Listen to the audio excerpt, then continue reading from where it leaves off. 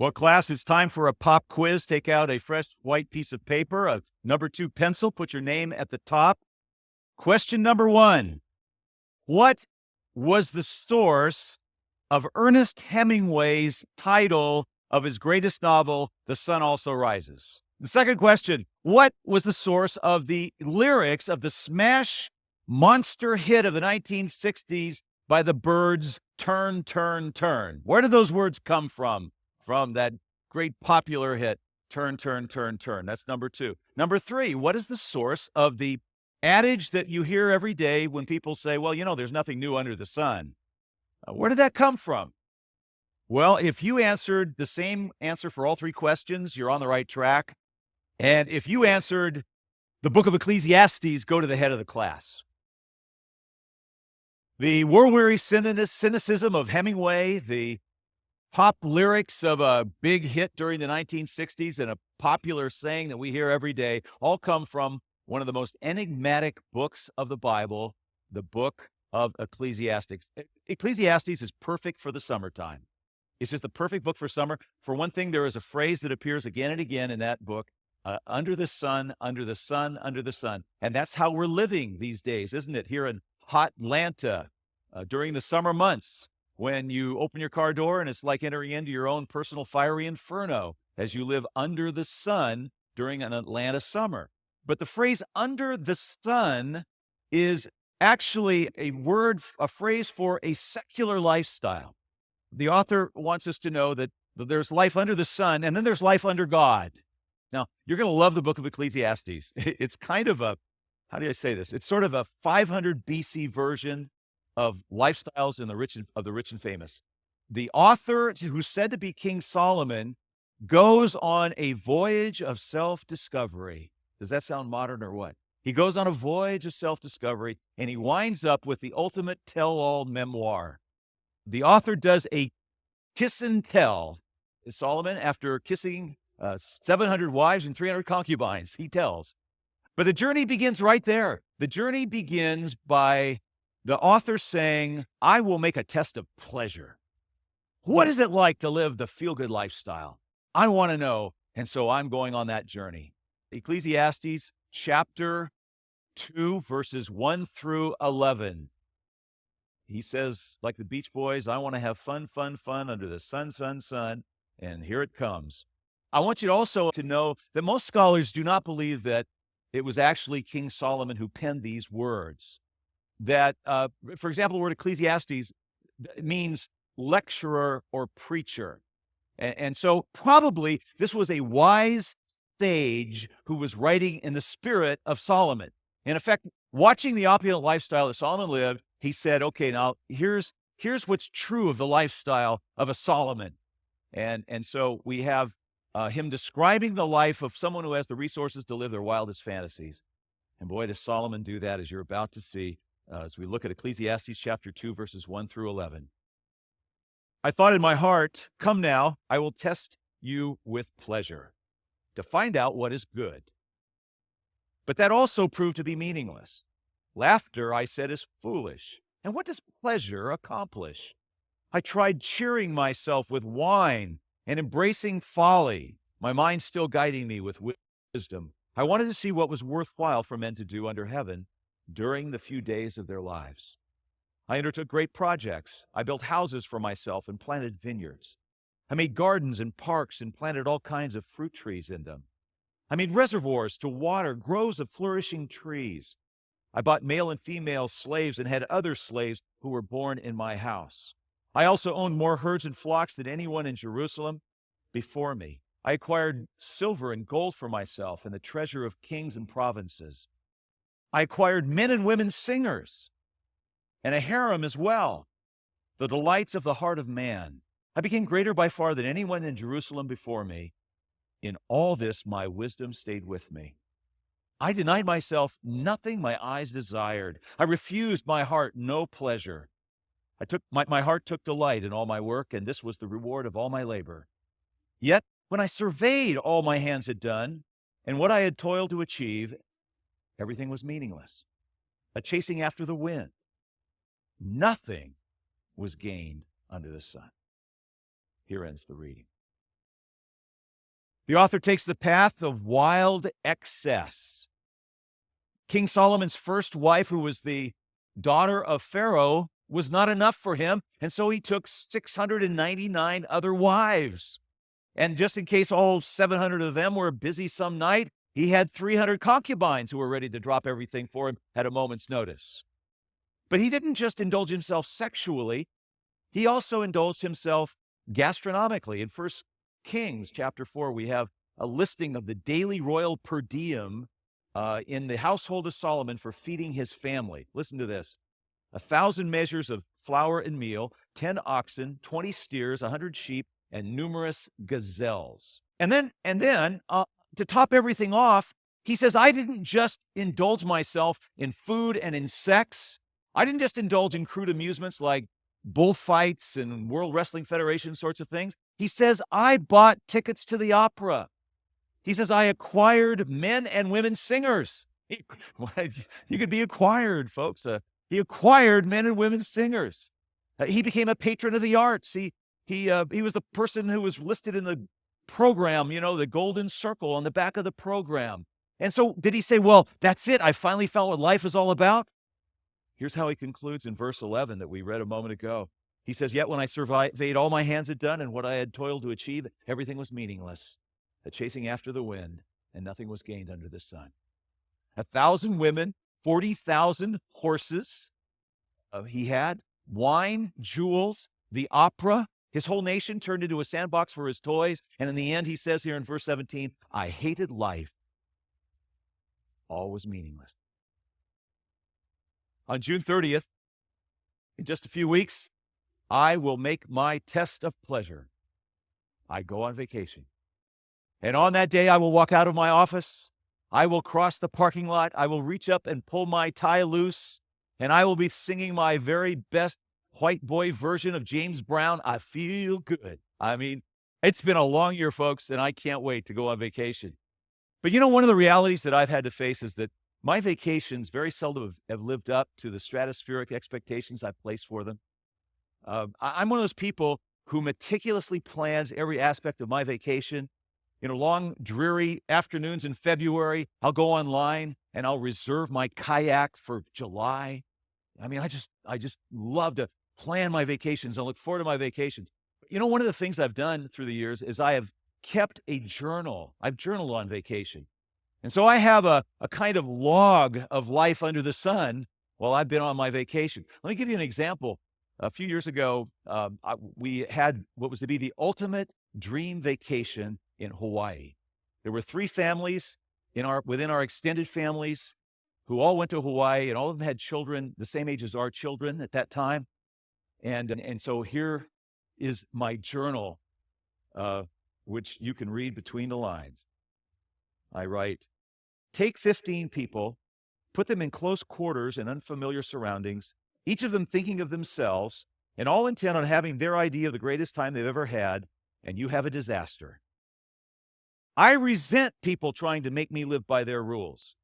It's my vacation. It's my one chance to get out from under the stress of my daily responsibilities. I was a lot of fun that summer, as you could tell. It gets even worse. Here's what I write. Multi-generational extended families on vacation together create stress. Parents who are protective of their own kids' agendas and expect others to do the same. Parents who try to discipline other people's children. People who try to economize while others are being generous to them. You get the idea. This was the vacation from you-know-where. And yet, keep in mind, I wrote these words while sitting 15 feet from the most beautiful beaches in the world. I mean, here was Pence having his pity party in paradise. Now, friends, could you be also one of those people who has absolutely every reason in the world to be positioned to have the fullest, most enjoyable life imaginable? You have friends, you have family, you have affluence, you have accomplishments, you have health, and yet somehow nothing ever seems to be good enough. Always something happens to be out of place and wrong, and you say, why am I so unhappy and unfulfilled? The novelist Walker Percy writes, why do more people commit suicide in San Francisco, the most beautiful city in America, than any other city? Why is it that a man riding a good commuter train from the suburbs to New York, whose needs and drives are satisfied, who has a good home, wife and family, good job, who knows unprecedented cultural and recreational amenities, often feels bad without knowing why? Why is despair more prevalent among the accomplished and the privileged and the affluent than it is among the poor and the impoverished? I mean, if you want to find real despair and world weariness, you don't go to the slums of Calcutta. You go to the cafes of Paris. You go to the heavy metal scene of the bands in Seattle. You go to the mansions in Beverly Hills. And yes, you go to some of the big affluent homes of Atlanta. Yes, you find tragedies on the streets of Calcutta, but if you want to find that Ecclesiastes-style world-weary despair and pessimism, you got to go to find the Solomons. You got to find the people who have it all. And so let's fix this. What's the solution? Well, first of all, you need to remember that all pleasure comes from God. The greatest coup that Satan has ever pulled has been to convince us that pleasure comes from him and not from God. The great writer G.K. Chesterton once said this. It's a brilliant insight. He said, the problem of pain is a problem for Christians, but the problem of pleasure is a problem for atheists. How often do you and I get hammered by people who are unbelievers and they say, well, how can there be a loving God up there if, we have all this pain and suffering in the world? Well, G.K. Chesterton said, well, you should say right back to them, how do you explain all the pleasure, delight, and wonder in the world? Why is life so much fun? Why is sex fun? It doesn't have to be. I mean, there are animals that just split in two to reproduce. Could that pleasure be a gift that God gives to his children? Why is eating so much fun? Why is it that it feels so good to bite into a juicy barbecued hamburger during the summertime? Why are there colors? I mean, we know people who are colorblind, and they do fine without seeing red or green. My friend, could the answer be that there is a loving creator who wants his creatures to enjoy wonder and delight and awe and joy? And so the next time someone hammers you with, well, how can there be a loving God if all this pain's there? You look back at them and say, well, with so much joy, delight, and wonder in the world, how can the world be empty and meaningless? There's a wonderful phrase that Solomon's father, David, he had it so right. Here's what David said in his Psalm 16. He looks up and he prays to God. He says, in thy presence, O God, is fullness of joy, and in thy right hand are pleasures forevermore. My friend, are you looking for pleasure this morning? You come to the right place. You come into the presence of God. And this morning, he holds pleasures forevermore in his right hand, and he offers them to you like a bouquet to enjoy during the summertime. Next thing we also need to remember, however, is that God will not let us allow those pleasures apart from himself. My friend, if you try to do an end run around God, he is perfectly willing to let you surround yourself with his gifts and deprive you of the ability to enjoy those gifts. And that's why there are so many people who go their whole life desperately trying to find happiness and they never find it. It also explains how we live on vacation so often. So many of us on vacation, the way we go on vacation is we say, oh, I've been good for so long. I mean, this is my one chance out of the year to have a good time. I have been depriving myself. I have been postponing gratification like a good little Calvinist for so long. It's time to party now. And so what do? We micromanage all spontaneity out of our time on vacation. And we don't give God any room to surprise us. I have a friend, I can't believe he does this, but when he's so compulsive. When he goes to the beach, he posts a schedule for his family of the day at the beach. That's a sin. At the very least, it's counterproductive. I'll tell you what's really counterproductive, and it's me, and I have to confess this. I go on vacation as my most selfish self. I am my most selfish person of my whole life when I am going on vacation. I see myself in the very words of Ecclesiastes, who says, I built houses for myself. I amassed silver for myself. I cheered myself with wine. I say, I planned my day for myself. I organized everything for myself. Did you know that the very word, the definition of happiness means to be outside yourself? The word ecstasy, ecstasis, is a state of being outside oneself. The secret of happiness is letting God draw you outside yourself toward Him, toward His world, and toward other people. Well, then how do you get outside yourself? Let me offer some suggestions on your vacation. Take your Bible with you. Begin your day with prayer. I give you permission to let sand fall between the pages of your Bible. It's okay. Or even the crumbs from a sandwich. It's okay. But begin your day looking away and looking toward God. Spend some of your day planning delightful surprises for other people and not just for yourself. And if you really want to get outside yourself, spend your vacation going on a mission trip. That's an ecstasis. That is getting outside yourself and experiencing the ultimate of ecstasy, to be on a mission trip. Remember that happiness is a butterfly that you will never catch. But sometime when you're looking the other direction, it may come and land on you.